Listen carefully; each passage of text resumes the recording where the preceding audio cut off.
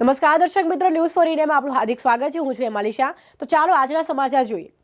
ડભોઈમાં દિવાળી પહેલા સિનોર ચોકડીથી આંબેડકર ચોક તેમજ ધારાસભ્ય શૈલેષ મહેતાના જનસંપર્ક કાર્યાલયથી આંબેડકર ચોક સુધી 80 લાખ ખર્ચે એપ્રોચ રોડ બનાવવામાં આવ્યો છે, પરંતુ કોન્ટ્રાક્ટર દ્વારા અનેક રોડને લઈને ગેરરીતિ સામે આવી છે। ત્યારે HDFC બેંકની સામે અને કોર્ટની સામે રોડ પર આવેલા 2 સ્પીડ બ્રેકર બનાવવામાં આવ્યા છે, પરંતુ અવરજવર કરતા બાઇક સવારને સ્પીડ બ્રેકર દેખાતું નથી। 2 દિવસમાં કેટલાક બાઇક સવાર અકસ્માતનો ભોગ પણ બન્યા છે। ત્યારે આજે જાગૃત નાગરિક દ્વારા ડભોઈ નગરપાલિકાના પ્રમુખને જાણ કરવામાં આવી હતી કે આ સ્પીડ બ્રેકર પર કલર કરવામાં આવે, જેને લઈને અકસ્માત થતા અટકે। ત્યારે તાત્કાલિક ધોરણે પ્રમુખ દ્વારા નવીન કલર લાવી જાગૃત નાગરિક દીક્ષિત દવે, વિજય રબારી, અર્ચિત જોશી સહિતના નાગરિકોએ સ્પીડ બ્રેકર પર સફેદ કલર કર્યો હતો।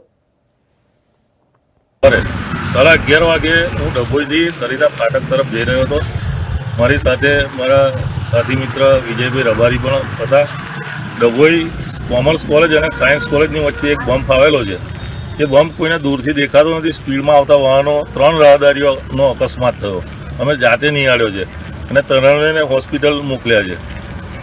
ત્યાર પછી અમે સ્વામી વિવેકાનંદની ટીમને ફોન કર્યો તો સાથી મિત્રો બધા અહીંયા આવી ગયા હતા અને હિરેનભાઈ અમારા જે યુવા પ્રમુખ છે નગરપાલિકાના, જે ખરેખર માનવતાની દ્રષ્ટિએ અમને ફોન કર્યો અમે, અને એમને અમને તાત્કાલિક કલરના જે ડબ્બા અને પીસી છે એ તૈયારીમાં અહીં આગળ મોકલાવીને અમને જાતે કલર કરવાનું કીધું, અને અમે જાતે કલર કામ કરીને અહીં આગળથી દૂરથી આવતા લોકોને બમ્પ દેખાય એ રીતનું અમે કામ કર્યું છે। એ બદલ અમે પ્રમુખશ્રીનો ખૂબ ખૂબ આભાર માનીએ છીએ, અને જે કોન્ટ્રાક્ટર છે એને કહીએ છીએ કે ભાઈ આવું જે કામ છે અડધું ગધેડા જેવું કામ કરેલું છે એને તું પૂરું કર।